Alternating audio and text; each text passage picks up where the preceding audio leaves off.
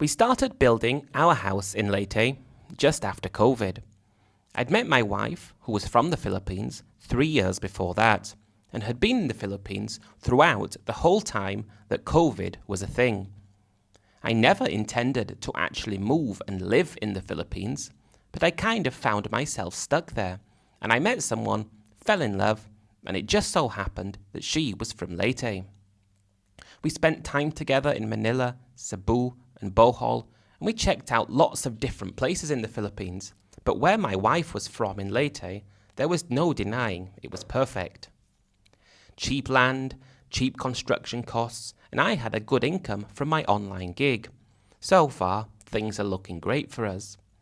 I got married to my wife a year after us being together, and I was on my way to getting permanent residence through being married to her, but that's another story. Where she was from in Leyte was about a 5-minute walk away from some of the best beaches I'd ever seen. No tourists anywhere near, so you had the beaches all to yourself. There were some beaches that were more popular than others, and I can remember going to some local event that was held at a beach, children jumping off rocks into the ocean, and I can also remember struggling to find chilled beer. That was a problem, but one of the things that you prepared to overlook, to be living in such a beautiful place. I was 49 and my wife was 28, but we got on very well when we first started dating. I think because COVID came around not long after, and me finding myself stuck in the Philippines, that was Manila at the time, and we just sort of found ourselves living together. I was staying in hotels when I met her, didn't even rent a place, because I was only meant to be in the Philippines for a few months. But when COVID came around, and when we could actually look for somewhere to live, we rented a small place. Completely different altogether than living in hotels, and I found that where we lived in a condo, it was good, but it didn't feel like normal living. I'd never lived in a condo or an apartment before. I'd only ever lived in houses, and I really missed having a front yard and a porch and space to do things. When you're in a condo, it's pretty much the size of a shoebox, and while that might be good for some people, for me, I found it was too constricting, and I didn't enjoy living like that. We actually spent a year in that condo, and lots of times we were just stuck there, not being able to go out. But I suppose many people went through equally as difficult time, so I can't complain about that. But one thing that it did do was bring me a lot closer to my wife, and we did get married. She wasn't my wife before we got married, obviously. I felt like I had really hit the jackpot with my wife. I had had Filipina girlfriends before, quite a few in fact, but never anything too serious. I never got that far, and the longer I stayed with her, I'm going to leave her name out of this, the more she became wife material. When I was in relationship with people back in the States, I felt the longer I stayed with them, the less I wanted to marry them. That might be confusing to some people, but it's only the truth. Whereas, when I was with her in the Philippines, the longer I stayed with her, the more I felt like I needed to actually tie her down and make an honest woman out of her. As soon as we could do any travelling, we went together to Cebu and Bohol, and I immediately felt like I preferred those two places to Manila. Don't get me wrong, Manila is a fantastic city, one of the best capital cities I feel that the world has. But living there full time, just how busy it is, it can get on top of you, and it wears you out, even when you're not busy. I don't know if any other people have experienced similar feelings to me in that regard, but the longer you stay in Manila, the more stressed and tired you become, even though you might be well rested. That was just my experience, and getting out of Manila almost felt like a rejuvenation and starting afresh. The first time my wife took me to Leyte, I immediately felt like I'd now found my forever home. The thing that I liked the most was that it wasn't very popular with the tourists, but you did see expats all over the place, and they all seemed to be happy. Whether people are happy or not, that's something that is difficult to determine. We can't actually know how people are just looking on the outside, but every time I met up with a fellow expat, they all seemed to be content with the lot they found themselves with. I met guys with houses that cost as little as $30,000. Another guy had spent over 10 times that on his place, and of course they all belonged to their Filipino wives. But this is just some things that guys had to put up with if you wanted to live there. This was the first time I started to think that maybe I could do the same. Maybe we could build a house and start living in this part of the Philippines. One of the biggest problems, though, was that my work required me to work online, and at least where her family's house was, the internet and electric wasn't as reliable as it was in Manila, or in any of the cities that I travelled to. This was very rural Philippines, and I didn't know if we would be able to rely on the quality of the infrastructure for me to be able to work there without problems. I'm not trying to paint this as being somewhere without internet. Of course there was internet there, but the speed of the internet was very different than what it was in the big cities, and the electric did go off more times than it did in Manila. When the electric goes off, that means that the internet goes off. That means you can't work, and I wouldn't have been able to afford to have any problems with my work.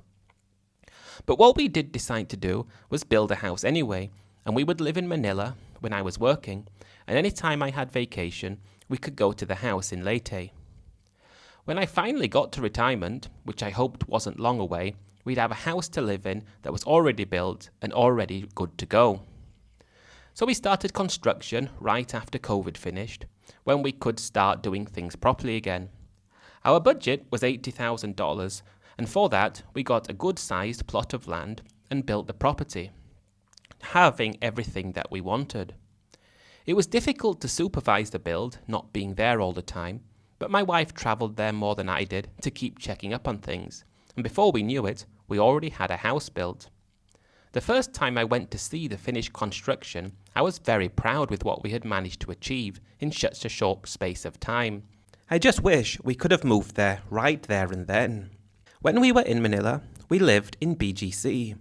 It's quite amazing just how different BGC is and the rest of the Manila. In a way, it kind of makes you feel like you're living in a bit of a bubble. But that just shows one great part of Manila. So many different places, so close to each other, so you can really get the best out of your time there. But we find ourselves spending a lot of time in Manila, and then occasionally we'd go to our house in Leyte. This was just after COVID in the Philippines, and had just started opening up again. But being able to see the Philippines without tourists coming in was a unique experience. One that I would like to experience again at some point, but I very much doubt that's going to happen. We'd been to visit 2 or 3 times, and everything was looking great. I was really happy with the direction things were going in, and I was happy that I had made the decision to live permanently in the Philippines. I would have really loved to have moved and lived in our house in Leyte straight away, but the utilities just were not reliable enough for me to be able to work there 5 days a week without any problems, so that was one of the worst times. Having something close to a dream house in an idyllic location, but not being able to live there because of work. My wife went to Leyte by herself the next time, and this was when I started to wonder if there perhaps was something she was hiding from me. Anytime she went anywhere by herself, she always used to answer the phone immediately. We had an agreement together that if one of us called the other, we had to pick up straight away. However, when she went to Leyte by herself, at that time, she was very difficult to contact, and I called, she didn't answer, and often she might call back, but it would be 3 or 4 hours later. She had all kinds of excuses, going with her family somewhere, accidentally leaving the phone in the house, no battery on the phone because of an electric issue. You name it, she had an excuse. And she was in Leyte for a week, and I just wanted to have to come back to Manila because I didn't know what she was behaving in such a strange manner. I'd not experienced this behaviour from her before. I'd always been open and honest with her, and I always trusted that she was going to be open with me. But this was when I first started getting some doubts. When she returned to Manila, there were no indications that anything was wrong. I tried to ask her and get to the bottom of why exactly she wasn't easily contactable like she always used to be. And again, she tried to brush it off, giving the same excuses that she gave before. It didn't make sense to me though. It wasn't like there was no signal for the telephone where she was, so she should be able to answer the phone. But she just told me not to worry about it, and there are no issues, so maybe it will be best if we stop talking about it. I wasn't ready yet to stop talking about it, because I felt there was definitely something going on. I just didn't know what, or how bad the situation could have been. I chose to let it go. We were living in Manila after all, and we spent most of our time together. When I was working, she'd be in the other room doing something. It's not like she went out at night or anything like that, so all I could do really was forget about it. I got stuck back into my work. It really was a great gig that I had. Very fortunate enough to be able to work remotely from the Philippines. My money went so much further, and I was even considering buying a condominium in BGC, even though the Manila was so busy. I thought it would be good for the future, and to have our own place in Manila when we went there, which at the moment happened to be most of the time. The only problem I had with my work was that I couldn't work normal Philippines hours. I was working basically at night time, which was the biggest sacrifice that I had to make. I was the type of person who would rather get up at 4 a.m. in the morning and get my work out of the way so I had the whole rest of the day to be able to enjoy. But when you find yourself waking up, spending hours before you have to start work, starting work is not the most fun, knowing that you're going to be finishing at a really inconvenient time. The reason I mention that is because I've spoken to a few friends of mine who have thought about working remotely from this part of the world. They all sound so keen and excited on the idea of being able to work full time from somewhere like the Philippines. On paper, this does sound good, but after a while, you get very jaded with the working hours. I got used to it and put up with it, but at that point in time, I would have taken a 20% salary reduction just to have been able to work daytime as opposed to nighttime. You get into the habit of doing it, but you never fully get used to it, and it does make you wish you could work at proper times of the day. But that being said, I still find myself fortunate enough to be able to work remotely because it is a dream of many people. My wife told me that she wanted to go and see the house again. I wasn't able to go because I had work and I didn't have any vacation time at that moment, and I had already forgotten about the last time she went and didn't answer the phone like she normally does. Completely forgotten about that, but I was reminded of it as soon as she got there, when she repeated the same behaviour as last time. She kept coming up with excuses again and again. My phone battery died and the electric was off. I accidentally left the phone at home. All kinds of excuses she came up with, and it made me think of the time she went before, and she did the same thing again. At this point, I'm definitely sure there is something going on. I started to think about the time when she was with me in Manila. Occasionally, she'd get a call come in, and instead of answering it in front of me, like she normally did, she'd decline it. What she did after that, whether she called the number back or not, I'm not sure. But I was starting to believe that I was right, that she was up to no good. But how was I going to find out without her admitting it to me? There was no other way that she acted that showed to me like she was doing something she shouldn't have been doing. When she was with me in Manila, we went out together and did things together, and she always acted like I was her husband, like she respected me, and like I was the only one. But part of me knew what the game was in the Philippines, and part of me had already come to the conclusion that she was doing something that she didn't want me to know about, and that if I did know about, would change the course of our relationship. The only thing I could do was go to Leyte myself and confront her. That would mean having to take time off work, and I would lose money because of that. But I just came to the conclusion that this would be a sensible investment to make. If I didn't do this, I would be left wondering what she was doing and why she wasn't answering her phone like before. I guess she had no inclination that I was thinking something was wrong, because when she did eventually answer the phone or eventually call back, she would just talk to me like nothing was going on. I decided against going to Leyte at that moment, but when she told me that she was going to extend her stay for another 2 weeks with no good explanation, I decided that I definitely had to go there and see what she was doing. I coordinated it with my work so I could go on a Thursday, and I'd have the weekend, so I didn't need to take too many days off. I'd been here, it was serious for me because I never actually took time off that wasn't scheduled before. That also could be good advice to someone working remotely. Only take emergency time off when you actually have a real emergency, because when the time comes that you need it, they're much more likely to appreciate the fact that it is an emergency and be lenient and not cause any work problems for you. So I made my way to Leyte and I went to our house. The public transportation is not very good, so I had to use a taxi to go to where our house was. The first thing I did before going to the house was to see her parents, just to say hi, and see if they reacted in a way that would indicate that they knew something was going wrong. But when I saw them, they were just as friendly as ever, in a happy way to see me, and they gave off no vibes that they knew their daughter was doing anything. That was a good sign. I thought perhaps I was worrying for nothing, and all the excuses she was coming up with were real. I then went to our house.